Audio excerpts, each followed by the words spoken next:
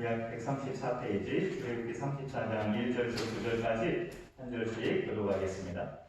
여호와께서 모세에게 이르시되 너는 돌판두를 처음 것과 같이 다듬어 만들라. 네가 깨뜨린 처음 판에 있던 말을 내가 그 판에 쓰리니 아침까지 준비하고 아침에 시내산에 올라와 상상하기 위해서 내게 보이되 아무도 너와 함께 오르지 말며 온 산에 아무도 나타나지 못하게 하고 양과 소도 산 앞에서 먹지 못하게 하라.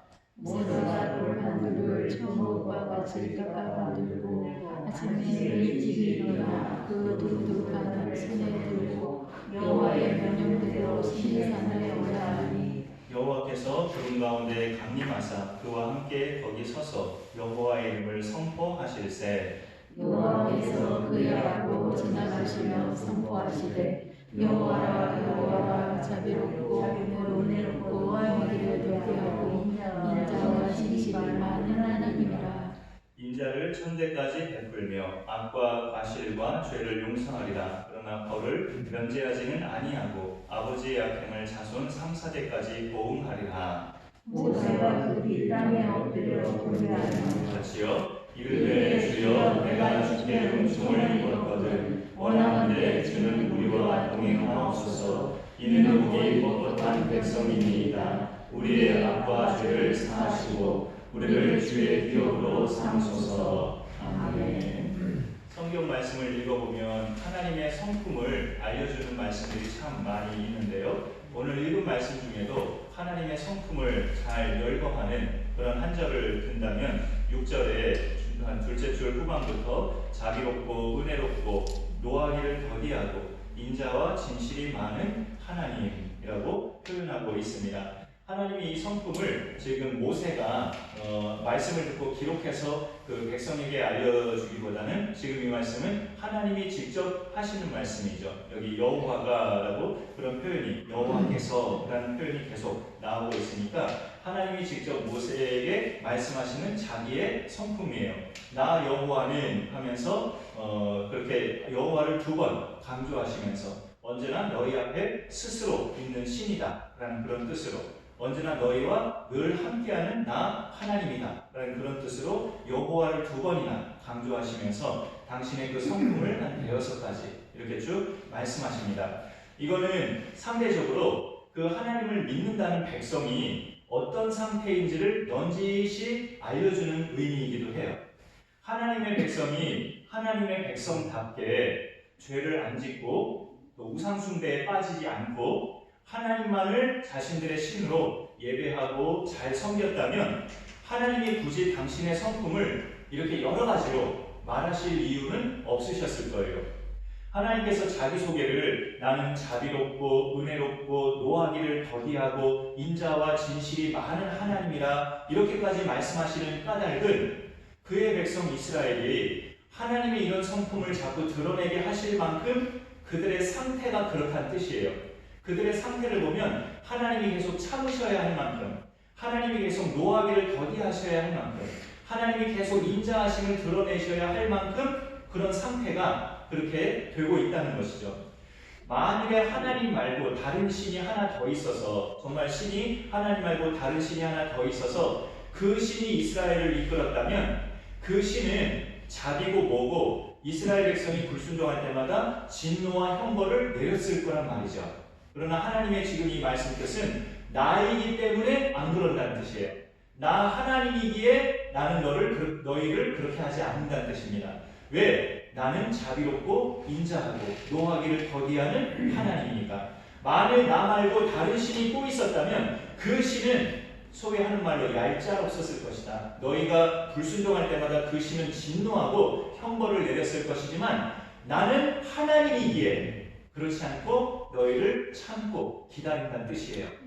오늘 이 말씀으로 오기까지 이스라엘 자손이 정말 돌이킬 수 없는 큰 죄 하나 지은 것을 든다면 모세가 시내산에서 계속 하나님과 대면하고 하나님의 여러 가지 말씀을 받고 있을 때 그 밑에서 기다리던 백성이 기다리다 지쳐가지고 마치 우리나라가 코로나가 2년째 되니까 정말 코로나 때문에 지쳐서 이제는 다 무시하고 밖으로 나가는 그런 국민들 많이 있다는 것처럼 그렇게 기다리다 지쳐가지고 자기들 신을 만들었어요. 모세의 형 아론을 주도해가지고 당신의 동생은 도대체 저기 올라간 지 지금 몇십일이 됐는데 내려올 기미가 보이지도 않는다. 살았는지 죽었는지도 모르겠다. 당신이 책임지고 우리를 위해서 신을 만들어달라. 이렇게 강압적으로 아론을 그렇게 요청하니까 아론이 백성들에게 너희들에게 있는 모든 보물들을 다 꺼내봐라 하면서 그 보물들을 녹여가지고 금송아지를 만들죠.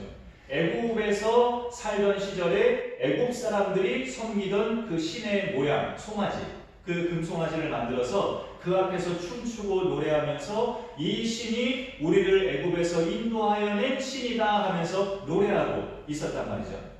하나님의 종 모세가 산꼭대기에서 말씀들을 받고 있을 때 그 밑에서는 백성들이 그 짓을 하면서 하나님을 배신하고 아무것도 아닌 무용지물을 그렇게 신으로 만들어서 이게 우리를 애굽에서 인도해낸 신이라고 완전히 망령되고 배은망덕한 행동을 하고 있었던 거예요. 하나님은 당신이 구원하신 백성이 하나님의 백성답게 살도록 많은 것들을 신경 쓰시고 준비해 주셨어요. 모세에게 그걸 전달해 주시고 십계명 주시고 하나님을 어떻게 섬겨야 되는지 제사 때마다 그 예법을 가르쳐 주시고 또 하나님께 제사를 드리면 제단을 쌓아야 되는데 그 제단 쌓는 장소에 성막이 지어져야 된다. 먼 훗날에 이제 성전을 지을 거지만 그 전까지는 성막, 텐트를 치어서 그 안에 이제 지성소와 성소를 어떻게 구분해서 또 그 안에 사용될 모든 물건들을 하나님은 꼼꼼하게 상세하게 모세에게 하나하나 짚어주면서 지금 말씀하고 계시는데 산 밑에서는 백성들이 하나님은 뭐 온데간데 없고 그냥 우상, 금송아지를 만들어서 이게 우리를 구원해낸 신이라고 그렇게 돌이킬 수 없는 죄악을 저질렀던 것이죠. 그들에 대해서 하나님은 모세에게 말을 하셨어요. 처음에 내가 저 백성을 진멸하리라. 그렇게 말하니까 모세가 아니 하나님이 출애굽까지 시키면서 구원해낸 백성인데 그 백성을 하나님의 손으로 멸망케 하면 그 이방 민족들이 하나님을 어떻게 말하겠습니까? 저 하나님은 자기 백성도 구원하지 못하는 무능한 신이구나 그렇게 말하지 않겠습니까? 저 백성을 살려주옵소서. 모세가 간청하니까 하나님은 그들을 진멸하지 않으시고 생각을 거두셨어요. 대신에 모세를 통해서 나와 함께 내 편에서 오늘 악행한 자들을 처단할 것인데 내 편에 서 있을 사람들 다 모여라니까 레위 자손들이 모세 곁으로 다 모였어요. 레위 자손들로 하여금 모세가 너희들은 다 옆에 칼을 차라 하면서 칼을 차고 이 악행을 저지른 백성들을 죽여라 해서 3,000명이 죽임을 당합니다. 3,000명 죽임 당한 걸로 하나님의 진노는 이제 거두어지고 하나님께서 다시 모세를 부르셔서 그 돌판을 다시 주시고 다시 은혜를 베푸시는 이야기가 오늘 출애굽기 34장의 이야기고요. 오늘 말씀의 제목을 인자하신 하나님이라고 그렇게 정의해 보았습니다.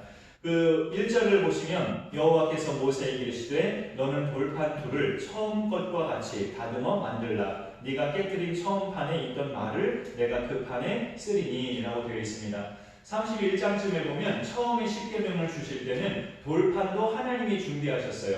하나님이 준비하신 돌판에 하나님이 탁탁탁 이렇게 십계명을 새겨주셔서 모세가 들고 내려온 건데 밑에서 하는 행태를 보면서 모세가 분노해서 그 돌판을 땅바닥에 내던져버렸죠. 완전히 돌판이 깨졌잖아요. 하나님이 다시 모세를 너 시내산 꼭대기로 올라와라 하면서 이제는 두 번째니까 네가 돌판을 준비해서 잘 다듬어진 돌판 2개를 가지고 와라. 내가 그 계명을 다시 너에게 새겨주겠다 라고 하나님이 재차 은혜를 베푸시는 결단이 오늘 말씀이에요. 사람은 뭔가를 처음부터 다시 시작하는 게 꽤 힘들어요. 사람은 맥 빠지고 아니 이 많은 일들을 다시 처음부터 해야 된다고 하면서 갑자기 기운이 빠지면서 주저앉게 되는 게 사람이에요. 그러나 하나님은 뭔가를 다시 처음부터 시작하시는 것을 기꺼이 하셔요. 우리 사람을 위해서라면 더 기꺼이 뭔가를 처음부터 다시 시작해 주시는 하나님이셔요. 우리가 한참 비대면 예배 드리는 기간 동안에요. 지난해 9월, 8월에서 9월까지도 있었고 작년 또 연말에서 올 1월 중순까지도 계속 한 5, 6주씩 그렇게 비대면 예배 기간을 드렸었죠. 그 기간마다 제가 금요일 저녁에 이 앞에서 이제 예배를 진행하고 설교를 진행하면서 아내가 휴대폰으로 촬영하고 그런 시간들을 보냈었는데 그 중에 어느 주행가는 다 했는데 녹화되는 거 휴대폰을 보니까 뭔가 자꾸 거슬리는 게 계속 있어가지고 다시 처음부터 했어요. 다시 녹화하자 하면서 다시 처음부터 해서 2번을 연달아 그렇게 처음부터 끝까지 목도에서 축도까지 2번을 그대로 녹화를 한 거예요. 그렇게 2번 하고 나니까 꽤 에너지가 소진되더라고요. 그렇게 2번을 하니까. 그러니 문득 무슨 생각이 들었냐면 드라마나 영화 촬영하는 배우들은 이게 얼마나 힘들까라는 생각이 들더라고요. 다시 또 촬영하고 또 촬영하고 또 촬영하고 하루에 몇십 번씩 될 때까지 그 감독이 허락할 때까지 촬영하고 배우들이 얼마나 힘들겠구나라는 생각을 새삼 가져봤어요. 중간부터 다시도 아니고 처음부터 다시라면 사람으로서는 정말 맥빠지는 일이에요. 하나님은 노동에 있어서 힘이 드시는 분이 전혀 아니십니다.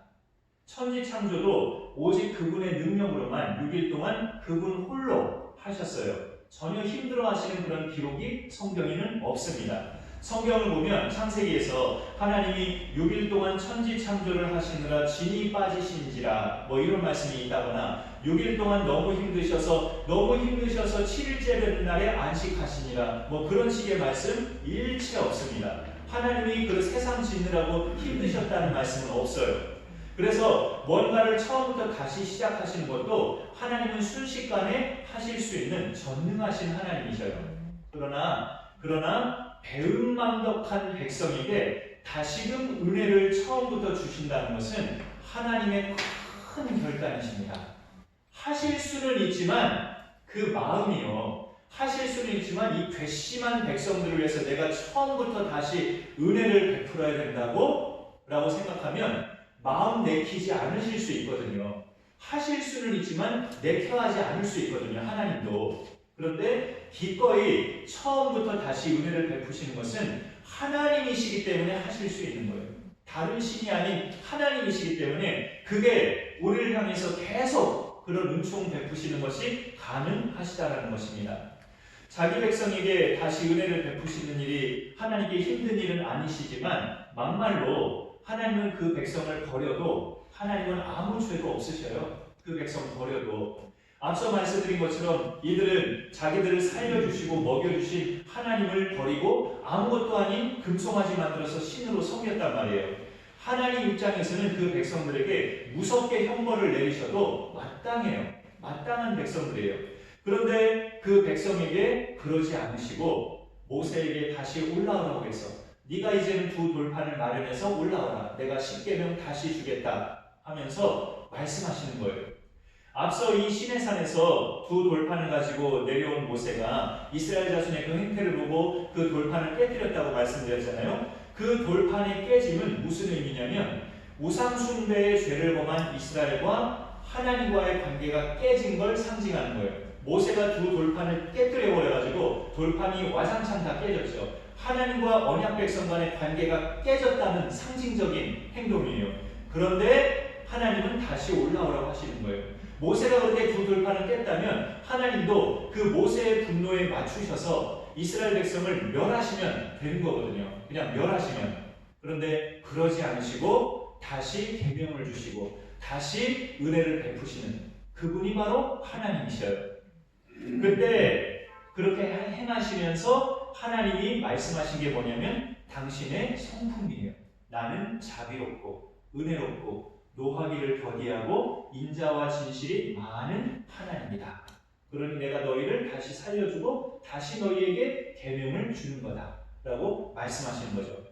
이 표현들 중에 한 6가지 그렇게 쭉 6절에 있는 표현들 중에 이 중에서 여러분 각자마다는 좀 더 눈에 띄고 또는 읽을 때마다 좀 더 와닿게 들리는 표현이 어떤 것인지 모르겠지만 저는 이 노하기를 더디하신다는 이 표현이 눈에 띄고 읽을 때마다 더 귀에 잘 들어와요. 노하기를 더디하신 하나님. 이 말은 죄를 범한 사람에게 즉시 벌을 내리지 아니하시고 그가 돌아올 때까지 자꾸 연장하시고 기다리신다는 뜻이거든요. 노하기를 더디하신다는 건 노하기를 자꾸 미루신다는 거죠. 하나님의 대표적인 성품입니다. 가능한 한 노하지 않고 그가 깨우치고 돌아올 때까지 가능한 한 1년이라도 더, 하루라도 더, 한 달이라도 더 기다리시는 하나님의 대표적인 성품이에요.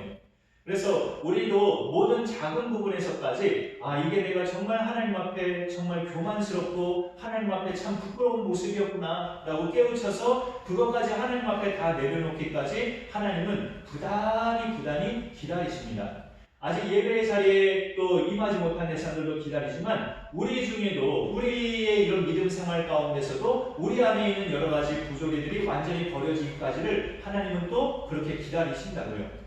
보통 부모들이 자녀를 볼 때 그 자녀가 뭘 해야 될 시간이 이제 됐는데 계속 안 하고 뭐 휴대폰을 하고 있거나 다른 걸 하고 있다면 부모는 바로 말을 하잖아요.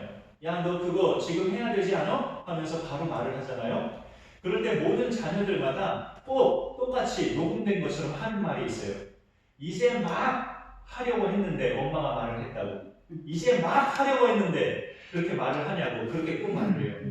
막 하려고 하면 꼭 앞서서 부모님이 그렇게 지적을 한다고.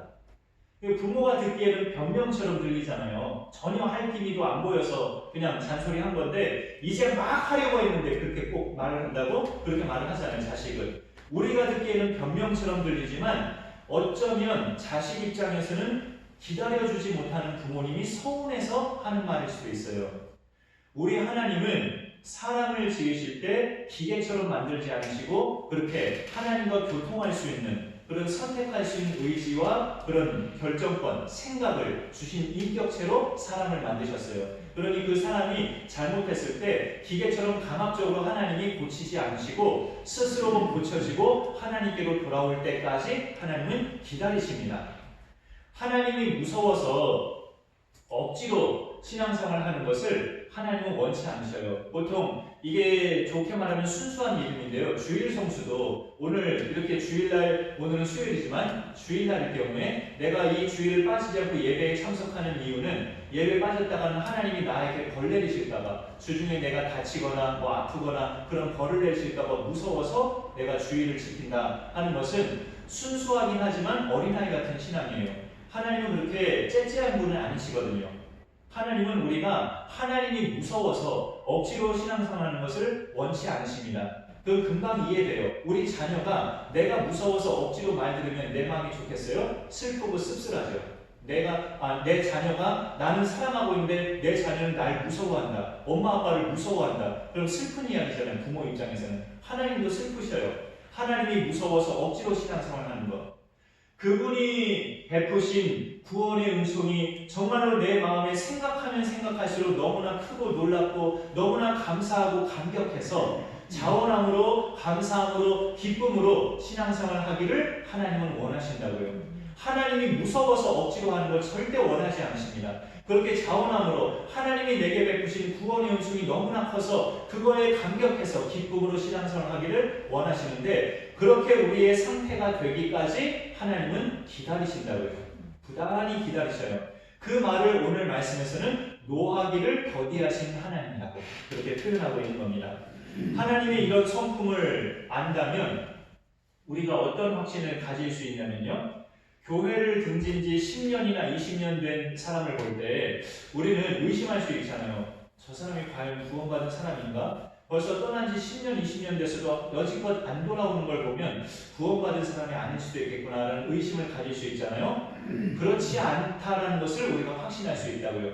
하나님의 이런 성품을 알면 노하기를 더디하시고 인자를 천대까지 베푸신다는 오늘 6절, 7절에 있는 하나님의 성품을 우리가 확실히 알면 하나님을 떠난 지 10년, 20년, 30년 된 사람도 하나님은 기다리고 계신다는 사실을 우리가 알게 된다고요. 그래서 우리도 포기하지 않게 된다고요.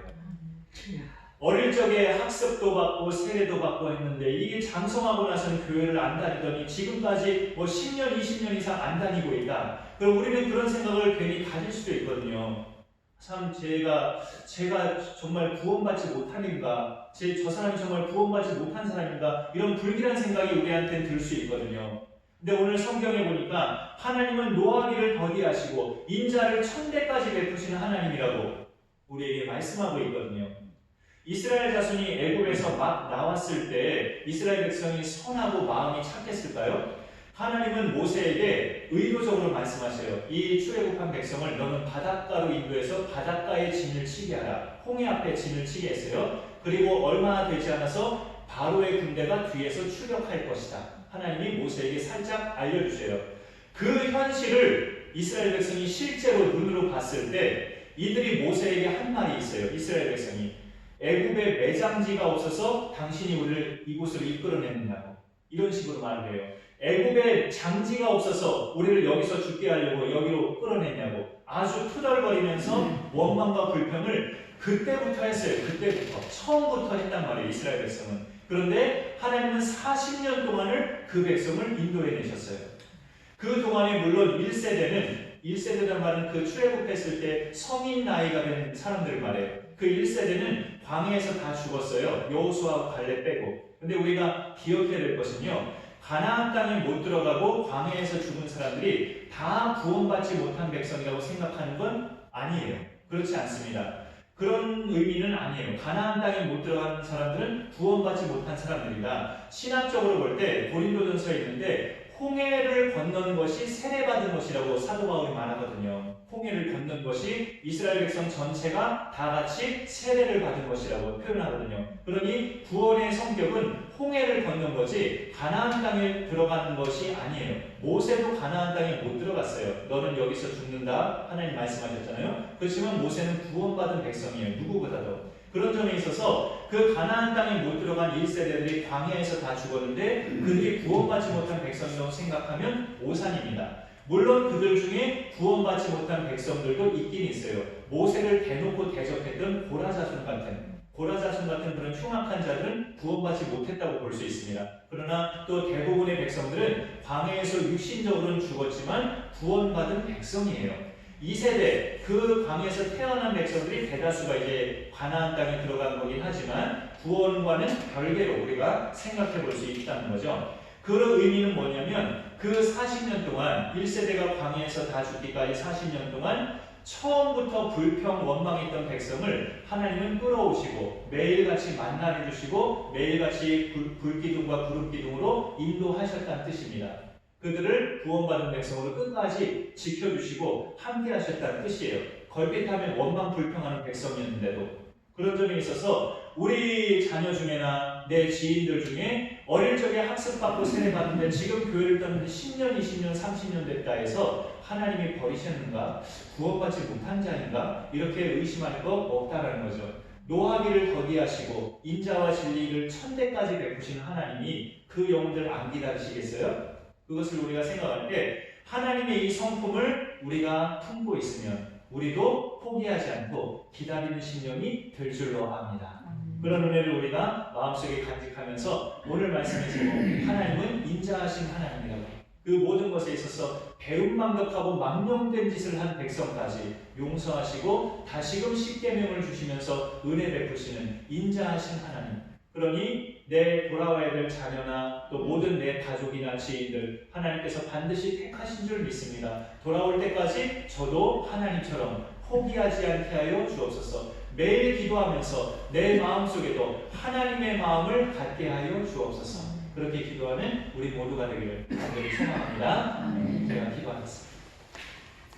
하나님 감사합니다. 오늘도 이렇게 소수지만 함께 하신 분들과 수요 예배 드리면서 우리 하나님의 귀한 성품을 말씀으로 나누게 하심을 감사드립니다. 내가 믿는 신이 포악하고 참지 못하는 그런 신이 아니라 자비롭고 은혜롭고 노하기를 더디하시고 인자와 진실이 많으신 그런 하나님이 내가 믿는 하나님이심을 참 이렇게 생각할 때마다 감사하고 감사합니다. 이런 하나님께서 우리에게 독생자 예수님을 보내셔서 우리의 모든 죄를 그분의 피 흘리게 하심으로 다 용서하시고 우리가 하나님께 온전히 돌아올 때까지 기다리시는 그런 하나님이심을 우리가 다시 한번 깨닫게 됩니다. 하나님의 그런 성품을 우리도 갖게 하시고 그래서 우리가 하나님께서 우리에게 맡기신 영혼들, 우리에게 맡기신 가족이나 우리에게 전도 대상자로 맡기신 그런 대상들 우리도 하나님처럼 포기하지 않고 매일 기도하고 매일 하나님께 아뢰면서 끝까지 우리가 그 영혼들 책임지며 하나님께로 돌아오는 것 보면서 기쁨을 같이 나누는 우리 모두가 되게 하여 주옵소서. 그런 하나님의 마음을 갖고 우리가 서로를 또 사랑으로 섬기며 주님의 몸 되신 교회를 섬기며 아름답게 가정을 또 세워가며 하나님의 든든한 하나님의 나라를 이루어가는 우리 모두가 되게 하여 주옵소서. 예수님의 이름으로 기도하옵나이다. 아멘.